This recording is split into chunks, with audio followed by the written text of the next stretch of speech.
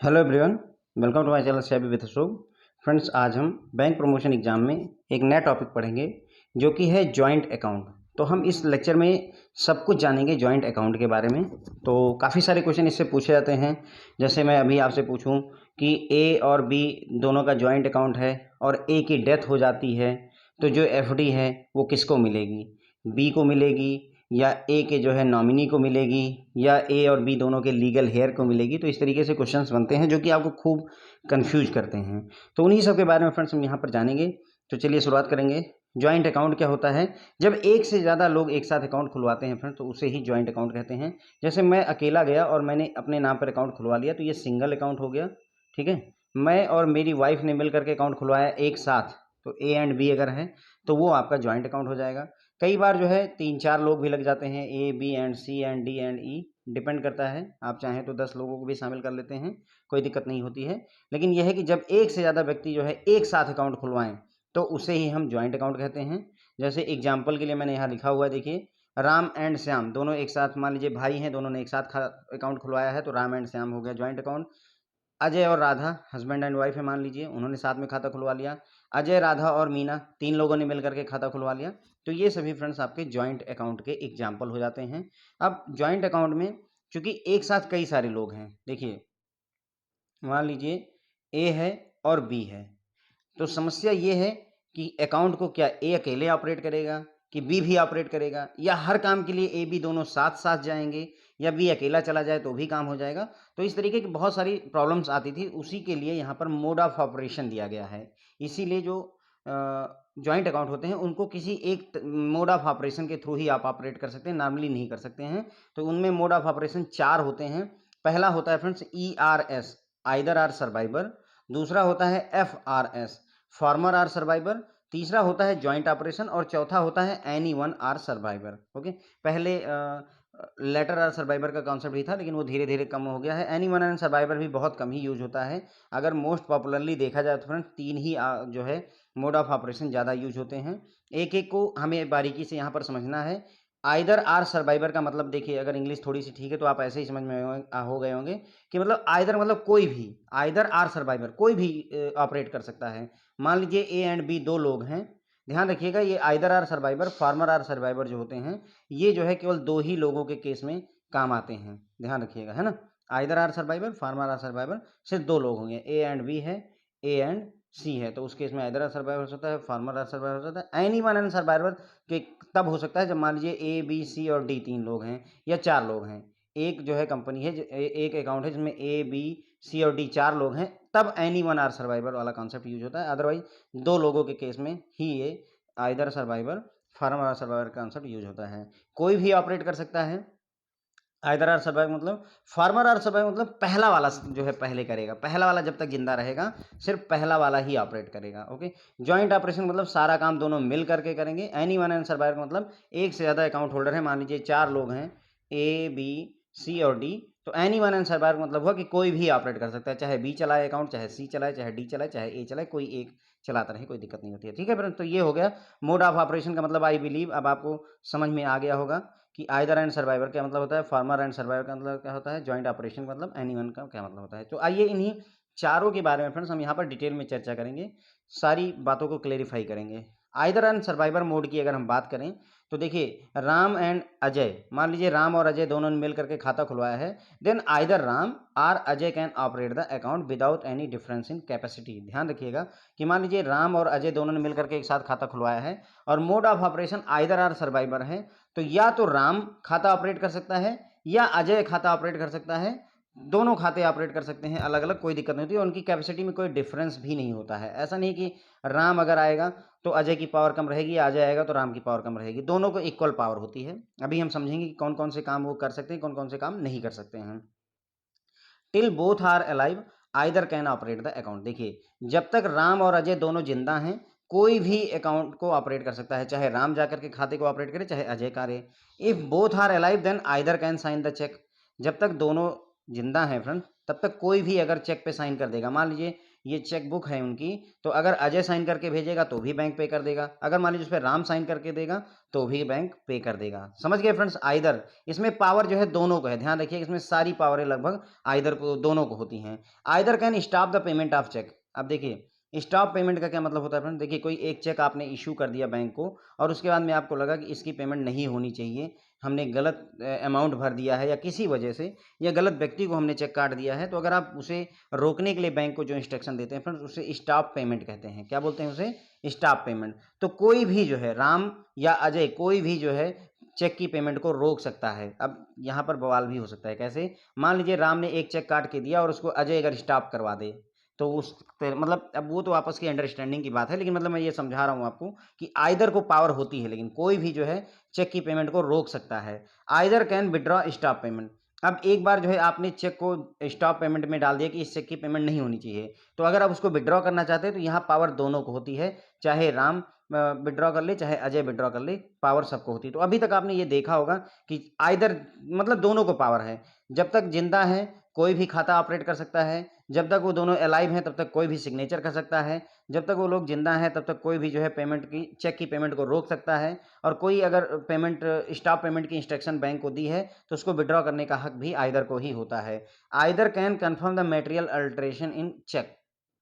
अब ये नया शब्द है, मटेरियल अल्टरेशन का क्या मतलब होता है? तो चेक जो जो अपना चेक होता है उसमें अगर डेट को या पेई के नाम को या सिग्नेचर वगैरह को अगर चेंज करने की कोशिश की जाए तो फ्रेंड्स उसे मटेरियल अल्टरेशन कहते हैं। क्या बोलते हैं?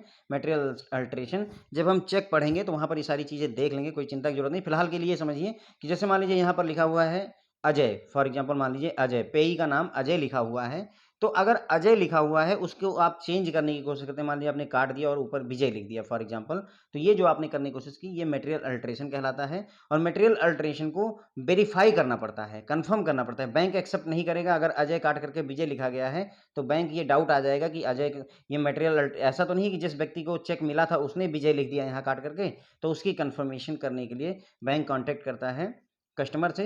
तो अजय या विजय मतलब जो अकाउंट होल्डर हैं उनमें से कोई भी जो है अगर कंफर्म कर देगा कि हाँ हमने मटेरियल अल्टरेशन किया है चेक में, तो वो कंफर्म हो जाता है। If one of them dies then balance held in account will be paid to survivor. ध्यान रखिएगा, अगर उनमें से किसी एक की डेथ हो जाती है तो सेविंग अकाउंट वगैरह जो है उसमें जो बैलेंस होगा फ्रेंड्स वो सर्वाइवर को दे दिया जाता है। ध्यान रखेंगे, देखिए आइदर आर सर्वाइवर का कॉन्सेप्ट था, समझिए यहाँ पर दो लोग थे आइदर और सर्वाइवर, ये क्वेश्चन मतलब पूछा जाता है। मान लीजिए यहाँ राम है और अजय है, आइदर आर सर्वाइवर का कॉन्सेप्ट था। अब किसी एक की डेथ हो जाती है, मान लीजिए राम की अगर डेथ हो जाएगी तो सर्वाइवर कौन है? अजय। सारी की सारी पेमेंट जो अकाउंट में बैलेंस होगा वो अजय को दे दिया जाएगा। अगर मान लीजिए अजय की डेथ हो जाती है तो सर्वाइवर कौन है? राम है। सारा का सारा पेमेंट राम को दिया जाता है। जो जिंदा बचता है सर्वाइवर कह लीजिए, जो जिंदा बचेगा उसको पेमेंट मिल जाती है, अकाउंट जो उसके मतलब जो खाते में पैसा है। लेकिन ये एफडी के केस में लागू नहीं होता फ्रेंड, ध्यान रखिएगा, एफडी के केस में लागू नहीं होता। मैं बात कर रहा हूँ कि बैलेंस हेल्ड इन अकाउंट, जो उसका सेविंग वगैरह या करंट अकाउंट का पैसा है उसकी बात हो रही है। फिक्स डिपॉजिट के लिए रिजर्व बैंक ऑफ इंडिया की अलग से गाइडलाइन है। As per reserve bank of India, if fix deposit accounts are open with operating instruction either or survivor, the signature of both the depositor need not be obtained for payment of the amount of the deposit on maturity. तो हुआ क्या था, जब either survivor का concept आया ना तो बैंकों में शुरुआत में थोड़ा सा कंफ्यूजन रहती थी, और बैंक क्या करते थे कि अगर मान लीजिए कोई एफडी मैच्योर हो गई है तो दोनों को साइन करने के लिए बुलवाते थे कि जब तक आप दोनों लोग नहीं साइन करेंगे तो बाद में दूसरा आकर के कहेगा कि आपने उनको पैसे कैसे दे दिए, राजू आकर के ब्लेम करेगा अजय पैसा कैसे लेकर के गया। तो रिजर्व बैंक ऑफ इंडिया ने क्लेरिफाई किया हुआ है कि अगर मेच्योरिटी पर पैसा लेना है जाकर के तो कोई भी एक पर्सन जाकर के पेमेंट ले सकता है, बोथ का सिग्नेचर की जरूरत नहीं होती है। क्लियर हो गई बात? However the signature of both depositor may be obtained in case of fix deposit to be paid prematurely. समझिए, अगर पहले पेमेंट चाहिए आपको, प्री मेच्योर पेमेंट चाहिए, 3 साल के लिए एफडी करवाई थी दोनों ने और पता चला कि 2 साल बाद उसको ब्रेक करना है, अब उस जगह पर ए और बी दोनों के सिग्नेचर होने चाहिए। लेकिन 3 साल की एफडी है, आइदर सर्वाइवर का इंस्ट्रक्शन है और 3 साल पूरे हो गए, एफडी पूरी हो गई, तो चाहे ए चला जाए बैंक में चाहे बी चला जाए बैंक में, पेमेंट हो जाती है फ्रेंड्स। ओके, क्लियर हो जाती है। अब एक और केस आता है, जब मान लीजिए उनमें से किसी एक की डेथ हो जाती है। क्या होगा? किसी एक की डेथ हो जाती है तो भी एफडी की पेमेंट का क्या कॉन्सेप्ट रहेगा? जो हमने ये केस बात की है फ्रेंड्स, ये दोनों लाइव हैं, दोनों जिंदा हैं, उनकी हमने बात की है। If operating instruction is either or survivor the one of the depositor expire and एक किसी की डेथ हो जाती है, आइदर सर्वाइवर का कॉन्सेप्ट है और किसी एक की डेथ हो जाती है मेच्योरिटी से पहले, no prepayment of fix deposit may be allowed without concurrence of legal heir and deceased joint holder. ध्यान दीजिएगा, अगर एक बारोअर की डेथ हो जाती है आइदर सर्वाइवर में और प्री पेमेंट आपको लेनी है, मतलब प्री मेच्योर पेमेंट लेनी है, तो उस केस में जो व्यक्ति जो है मतलब सर्वाइवर है, ठीक है, concurrence of legal heir of deceased, जो सर्वाइवर है उससे और प्लस जो व्यक्ति मर गया है उसके लीगल हेयर जो उसके उत्तराधिकारी हैं, उन दोनों को एक साथ आकर के प्री मेच्योर पेमेंट लेनी होती है। और अगर जो है मेच्योरिटी पर पेमेंट लेनी है तो ये सर्वाइवर को दे दी जाती है। कन्फ्यूजन हो रहा होगा मैं समझ रहा हूँ, पर थोड़ा सा समय दीजिए, अभी क्लियर हो जाएगा। उसके बाद में जैसे इसी को मैंने जो आपको अभी बातें बताई फ्रेंड्स, उसी को मैंने यहाँ पर समराइज किया हुआ है। Payment of FD when both are alive, जब दोनों जिंदा हैं तो उस केस में अगर ड्यू डेट पर पेमेंट लेनी है तो कोई भी जाकर के पेमेंट ले सकता है, चाहे ए पेमेंट ले ले चाहे बी पेमेंट ले ले। मैं दोनों जिंदा हैं तब की बात कर रहा हूं। और अगर आपको ड्यू डेट से पहले पेमेंट चाहिए यानी प्री मेच्योरली आपको पेमेंट चाहिए तो दोनों पर्सन के सिग्नेचर चाहिए, यानी दोनों व्यक्ति का एक साथ आना जरूरी हो जाता है। क्लियर हो गई। अगर आपको ड्यू डेट यानी मेच्योरिटी पर जा रहे हैं तो कोई भी जाकर के पेमेंट ला सकता है। मेच्योरिटी से पहले चाहिए तो दोनों लोगों की सहमति चाहिए, दोनों के दोनों व्यक्ति चाहिए, तभी मेच्योरिटी से पहले मिलेगा। ये तब की बात है जब दोनों जिंदा थे। अब मान लीजिए उनमें से किसी एक की डेथ हो जाती है तो ड्यू डेट पर अगर एफडी की मेच्योरिटी चाहिए, मतलब जिस दिन एफडी मेच्योर हो रही है अगर उस दिन पेमेंट लेने कोई आता है तो जो व्यक्ति सर्वाइवर है जो जिंदा है, अगर मान लीजिए ए और बी दो लोगों ने मिलकर के खाता खोला था, ए की डेथ हो जाती है तो जो सर्वाइवर है वो बी है, तो बी को पेमेंट मिल जाएगी मेच्योरिटी डेट पर। ध्यान रखिएगा, अगर एफडी को नॉर्मली मान लीजिए किसी की डेथ हो जाती है और आप एफडी को चलने देते हो और 5 साल की एफडी थी, जब 5 साल पूरा हुआ तो उस दिन अगर पेमेंट लेने कोई जाता है तो उसे सर्वाइवर को ही पेमेंट दे दी जाएगी। किसको दे दी जाएगी? सर्वाइवर को। लेकिन अगर मेच्योरिटी पहले ही लेनी चाहिए, मान लीजिए ए है और बी है और बी की डेथ हो गई तो होगा क्या, मान लीजिए अभी 2 साल एफडी को मेच्योर होने में बाकी है, तो दिक्कत क्या होती है कि जो बी के लीगल हेयर होंगे जो ये सोचेंगे कि हमको पैसा मिलेगा, वो प्री मेच्योरली तोड़वाने की कोशिश करेंगे। क्यों? क्योंकि वो चाहते हैं कि हमारा जो लॉस हुआ है उसके बदले में कम से कम एफडी का पैसा तो मिल जाए, ठीक है। तो वो जल्दी जब ब्रेक ओपन करवाने की कोशिश करेंगे, एफडी को जल्दी से तोड़वाने की कोशिश करेंगे, तो ड्यू डेट से पहले ही तोड़नी पड़ेगी, प्री मेच्योर तोड़ा जाएगा। तो जब एफडी प्री मेच्योरली तोड़ी जाएगी तो survivor and legal heir of deceased, जो व्यक्ति की डेथ हो गई है उसके जो उत्तराधिकारी हैं, इन दोनों को एक साथ पेमेंट की जाती है। ध्यान रखिए, क्वेश्चन बहुत ज़्यादा मतलब पूछा जाने वाला क्वेश्चनों में से एक है और मेरे ख्याल से मैंने आपकी कन्फ्यूजन भी दूर कर दी है। एक और जो सवाल पूछा था फ्रेंड्स कि nominee is not in picture, ध्यान रखिएगा कि मान लीजिए ए और बी ने जो है नॉमिनेशन कर रखा है, यहाँ नॉमिनी का रोल आता ही नहीं है। पेमेंट जो होगी या तो सर्वाइवर को हो जाएगी या सर्वाइवर प्लस लीगल हेयर को हो जाएगी। देखिए कहीं पर भी नॉमिनी का कोई जिक्र नहीं आता है, इन सभी केसेस में कहीं भी नॉमिनी की कोई वैल्यू नहीं होती है। क्लियर हो गई बात? ठीक है, तो आइदर और सर्वाइवर आपने समझ लिया। आइदर और सर्वाइवर का केस क्या होता है, जब तक दोनों मतलब जिंदा हैं, इस धरती पर हैं, तब तक कोई भी अकाउंट को ऑपरेट कर सकता है, कोई भी चेक पर साइन कर सकता है, कोई भी चेक की पेमेंट को रोक सकता है, कोई जो स्टॉप पेमेंट चेक को रोकने के लिए भेजा हुआ है उसको विड्रॉ कर सकता है, कोई भी, है ना। और अगर चेक में कोई मटेरियल अल्टरेशन हुआ, कोई चेंजेज हुए हैं तो उसको कोई भी कंफर्म कर सकता है। देखिए अब आइदर और सर्वाइवर में कोई भी कुछ भी कर रहा है ना, कोई भी। और यदि उनमें से किसी एक की डेथ हो जाती है तो जो सेविंग अकाउंट में करंट अकाउंट में पैसा है फ्रेंड्स वो सीधे सर्वाइवर को दे दिया जाता है। ध्यान दीजिए, यहाँ पर ये नॉर्मल अकाउंट की, सेविंग अकाउंट और करंट अकाउंट की बात हो रही है, सीधे सर्वाइवर को पैसा जाएगा, ना नॉमिनी को मिलेगा ना लीगल हेयर को मिलेगा। सीधे किसको मिलेगा? अगर ए और बी दो लोग हैं और बी की डेथ हो गई तो सेविंग अकाउंट का जो पूरा पूरा पैसा वो ए को मिल जाएगा ऑटोमेटिकली। समस्या कहाँ आती है? एफडी के केस में। तो एफडी के केस में क्या होता है, मान लीजिए दोनों ने मिल करके एफडी करवाई थी इसी खाते में, तो ये है उसका समरी। अगर जो है दोनों जिंदा हैं तो उस केस में क्या होगा, ड्यू डेट पर कोई भी जा करके पेमेंट ले लेगा, ए या बी दोनों में से कोई पेमेंट ले सकता है। ड्यू डेट से पहले अगर आपको मेच्योर करवाना है या फिर ब्रेक करनी है तो दोनों पर्सन एक साथ जाने होंगे। अगर जो है उनमें से किसी एक की डेथ हो गई है तो अगर ड्यू डेट पर चाहिए यानी एफडी मेच्योर हो गई है तो सीधे सीधे पेमेंट सर्वाइवर को हो जाएगी। लीगल हेयर या नॉमिनी यहाँ पर कोर्ट में जाकर के आदेश ले आए तो बात अलग की है, अदरवाइज सीधे सीधे सर्वाइवर को होगी। बैंक की कोई लाइबिलिटी नहीं है कि जो है नॉमिनी जाकर के केस भी करेगा तो भी वो जीतेगा नहीं, क्योंकि बैंक की गाइडलाइंस है, ध्यान रखिएगा, है ना। लीगल हेयर भी अगर मेच्योरिटी से पहले जाएगा तो लीगल हेयर और प्लस सर्वाइवर को मिलेगा, लेकिन यदि लीगल हेयर नहीं जाता है, बिफोर मेच्योरिटी नहीं ब्रेक करवाना चाहता है, तो पैसा सारा का सारा सर्वाइवर को सीधे सीधे मिल जाएगा, लीगल हेयर को और नॉमिनी किसी को भी नहीं मिलेगा। तो ये बात क्लियर रखिएगा फ्रेंड्स। ओके, उसके बाद हम दूसरे टाइप का अकाउंट देखेंगे फ्रेंड्स, फार्मर आर सर्वाइवर। कौन सा अकाउंट है? Former or survivor. इस जैसे एक एग्जांपल देखिए, राम एंड श्याम, जो खाता खुला है वो राम एंड श्याम के नाम से खुला है, तो इसका मतलब राम फार्मर होगा, जो पहला व्यक्ति है फ्रेंड्स उसे फार्मर कहते हैं। दूसरा, अगर मान लीजिए श्याम एंड राम के नाम से खाता खुला है, तो ध्यान रखिएगा कि यहाँ पर श्याम फार्मर हो जाता है, यानी किसका नाम पहले लिखा है वो यहाँ पर इंपॉर्टेंट हो जाता है, जो मैं आपको समझा रहा हूँ। राम एंड श्याम लिखा है then Ram is former, Shyam and Ram लिखा है देन श्याम इज फार्मर, यानी सारी जिंदगी यहाँ पर खाता श्याम ऑपरेट करेगा, यहाँ पर खाता कौन ऑपरेट करेगा, राम ऑपरेट करेगा। अब हम देखेंगे कि ये कौन कौन सा काम कर सकते हैं, कौन कौन सा नहीं कर सकते हैं। Till both are alive only former can operate the account, जो फर्स्ट पर्सन है या जिसका नाम पहले लिखा है, जब तक वो जिंदा रहेगा, जब तक दोनों जिंदा हैं, बोथ आर अलाइव, केवल पहला व्यक्ति जो है खाते को ऑपरेट करता है, यानी सारी की सारी पावर फार्मर में चली जाती है।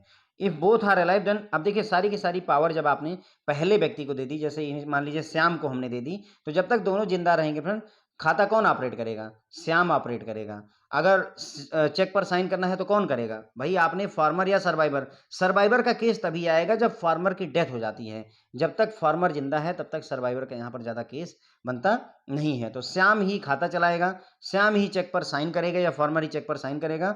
Only former can stop the payment of cheque, cheque की पेमेंट को रोकना है तो पहला ही व्यक्ति, फार्मर व्यक्ति ही कर सकेगा, केवल फार्मर ही स्टॉप पेमेंट की इंस्ट्रक्शन को विड्रॉ कर सकता है, केवल फार्मर व्यक्ति ही मटेरियल अल्टरेशन जो चेक में हुआ उसका कंफर्मेशन कर सकता है। If former dies then balance will be paid to survivor, अगर मान लीजिए जो है फार्मर की डेथ हो जाती है तो उस केस में पेमेंट किसको मिल जाएगी, सर्वाइवर को मिल जाती है। जो सेविंग अकाउंट या करंट अकाउंट में पैसा है, अगर फार्मर की डेथ होगी तो वो पैसा सर्वाइवर को दे दिया जाता है। उसके बाद में ये मैंने पहले ही आपको एफडी वाला केस बता दिया, सेम केस है एफडी के लिए, इनके लिए भी, फार्मर और सर्वाइवर के केस में भी अगर एफडी दोनों जिंदा हैं तो कोई भी पेमेंट ले सकता है।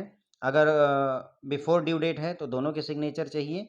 उसके बाद में अगर उनमें से एक की डेथ हो जाती है तो ड्यू डेट पर केवल सर्वाइवर को पैसा मिलेगा, और ड्यू डेट से पहले सर्वाइवर और लीगल हेयर को पैसा मिलता है, और नॉमिनी यहाँ पर भी किसी पिक्चर में नहीं आता है फ्रेंड्स। ओके, तो सेम केस चलेगा जैसा उसमें एफडी के केस में, एकदम सेम पैटर्न है। और अकाउंट ऑपरेट करने का जहाँ वहाँ आइदर था, वहीं पर ही आइदर की जगह आप फार्मर कर दीजिए। जब तक दोनों जिंदा हैं तब तक फार्मर अकाउंट को ऑपरेट करेगा, चेक पर साइन भी पहला ही व्यक्ति या फार्मर व्यक्ति करेगा, चेक की पेमेंट को रोकने का काम भी फार्मर व्यक्ति ही करेगा।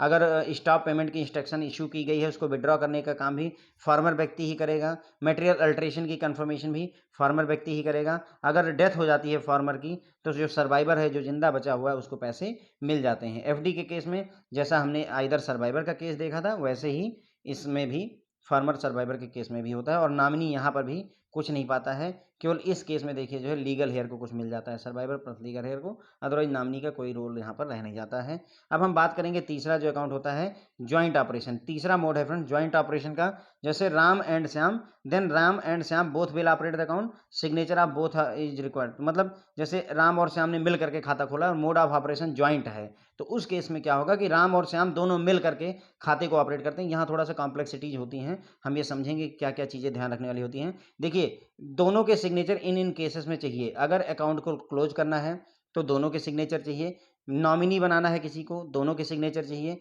जो एफडी है उसके अगेंस्ट अगर लोन ले रहे हैं तो दोनों के सिग्नेचर चाहिए, नॉमिनी को बदलना है दोनों के सिग्नेचर चाहिए, एफडी का प्री मेच्योर पेमेंट चाहिए, दोनों के सिग्नेचर चाहिए, मटेरियल अल्ट्रेशन हुआ है चेक में, उसकी कन्फर्मेशन दोनों के सिग्नेचर चाहिए या दोनों का कंसेंट चाहिए। उसके बाद में स्टॉप पेमेंट का अगर विड्रॉल करना है तो भी दोनों के सिग्नेचर चाहिए होते हैं। Till both are alive both will jointly operate the account, जब तक दोनों जिंदा रहेंगे ज्वाइंटली अकाउंट को ऑपरेट करेंगे। Till both are alive both will sign the cheque, signature जो है चेक पर दोनों करेंगे। Either can stop the payment of cheque, ध्यान दीजिएगा सिर्फ एक ही काम है जो आइदर कर सकता है, बाकी सारे कामों के लिए मैंने जो देखा है सभी दोनों चाहिए होते हैं। पेमेंट जो चेक की पेमेंट है वो कोई भी रोक सकता है, लेकिन अगर विड्रॉल करना है, मतलब अगर मान लीजिए आपने इंस्ट्रक्शन पास कर दी है स्टॉप पेमेंट की, तो उसको विड्रॉ करने के लिए दोनों लोगों का होना जरूरी है। Okay, withdrawal of stop payment can be done with the consent of both, है ना। स्टॉप पेमेंट ऑर्डर अगर आपने इशू किया तो उसका विड्रॉल दोनों के साइन से हो सकता है। Material alteration will be done with the consent of both, दोनों के दोनों कंसेंट लगेंगे। उसके बाद में if one of them dies, इसमें सिंपल सा फार्मूला है, अगर किसी एक की डेथ हो जाती है तो जो पेमेंट है, चाहे एफडी हो चाहे जो भी केस हो, वो हमेशा survivor plus legal heir of deceased, जिस व्यक्ति की मृत्यु हुई है उसके जो उत्तराधिकारी हैं और प्लस जो है लीगल हेयर जो कानूनी तौर पर उत्तराधिकारी हैं और प्लस सर्वाइवर, इन दोनों को मिल करके पेमेंट दे दी जाती है, चाहे एफडी हो, चाहे सेविंग अकाउंट हो, चाहे करंट अकाउंट हो। और नॉमिनी यहाँ पर भी कहीं पिक्चर में नहीं आता है, ध्यान रखेंगे फ्रेंड्स को। तो अब समझ में आ गया जॉइंट ऑपरेशन का मतलब। देखिए जॉइंट ऑपरेशन में सिर्फ इतनी बात याद रखिएगा कि जो चेक होता है उसकी पेमेंट को कोई रोक सकता है, बाकी हर काम के लिए दोनों के दोनों चाहिए। यानी केवल चेक की पेमेंट रोकनी है तो आइदर किसी एक को भी अधिकार है, लेकिन बाकी सारे कामों के लिए मैंने ये जो देखा है उसमें सभी, अगर अकाउंट क्लोज करवाना है दोनों के सिग्नेचर चाहिए, नॉमिनी बनाना है दोनों के सिग्नेचर चाहिए, एफडीआर है, एफडी के अगेंस्ट में लोन लेना है दोनों व्यक्ति का होना जरूरी है, दोनों की कंसेंट जरूरी है, नॉमिनी बदलना है दोनों की कंसेंट जरूरी है, एफडीआर की पहले प्री मेच्योर पेमेंट लेनी है दोनों के सिग्नेचर जरूरी हैं, confirmation of material alteration, cheque में अल्ट्रेशन हुई उसकी कंफर्मेशन दोनों के सिग्नेचर चाहिए। स्टॉप पेमेंट का अगर आप विड्रॉ करना चाहते हैं कि मतलब स्टॉप पेमेंट इंस्ट्रक्शन आपने इशू कर दी है, उसका विड्रॉल भी दोनों की कंसेंट से होगा। जब तक दोनों जिंदा रहते हैं तब तक दोनों ज्वाइंटली अकाउंट को ऑपरेट करते हैं, जब तक दोनों जिंदा रहेंगे दोनों चेक पर साइन करेंगे। बस केवल चेक की पेमेंट को रोकने का अधिकार किसी भी एक को होता है, आइदर कैन स्टॉप, मतलब ए भी कर सकता है बी भी कर सकता है। यही एक काम है जो कि अकेले किया जा सकता है, लेकिन एक बार आपने स्टॉप पेमेंट इंस्ट्रक्शन इशू कर दी तो उसे विड्रॉ करने के लिए अब अगेन जो है दोनों के कंसेंट की जरूरत होती है ना। मटेरियल अल्टरेशन हुआ है उस चेक में, उसको भी जो है दोनों मिल करके ही कंफर्म करेंगे। अगर उनमें से किसी एक की डेथ हो जाती है तो जो पेमेंट होती है वो survivor plus legal heir of deceased को हो जाती है, चाहे एफडी हो चाहे जो भी अकाउंट हो, और नॉमिनी का रोल यहाँ पर भी कोई नहीं आता है। ठीक है फ्रेंड, तो ये हो गए 3 मोड हमने समझ लिए फ्रेंड, यही तीनों ज़्यादा फेमस हैं। और एक एनी वन आर सर्वाइवर का केस आता है, बहुत ज़्यादा यूज नहीं होता है बैंकिंग इंडस्ट्री में क्योंकि इतना कन्फ्यूजिंग होता है और नॉर्मली लोग प्रेफर भी नहीं करते हैं, पर फिर भी थोड़ा सा जान लेते हैं। Account is open by A B and C and with either or sorry any one or survivor कर लीजिएगा फ्रेंड्स, यहाँ पर any one or survivor clause के साथ में ए बी सी ने अकाउंट खोला हुआ है। तो till all are alive payment on maturity to any one, जब तक सभी के सभी जिंदा हैं, मान लीजिए ए बी सी तीनों जिंदा हैं, तो जो पेमेंट होगी मेच्योरिटी पर एफ डी की वो ए को भी हो सकती है या बी को भी हो सकती है या सी को, कोई एक व्यक्ति जाएगा पैसा लेकर के आ जाएगा। Till all are alive before maturity, अगर मान लीजिए एफडी पूरी नहीं हुई है और सभी जिंदा हैं तो सबके कंसेंट लगेंगे तभी जो है वो पेमेंट हो पाती है।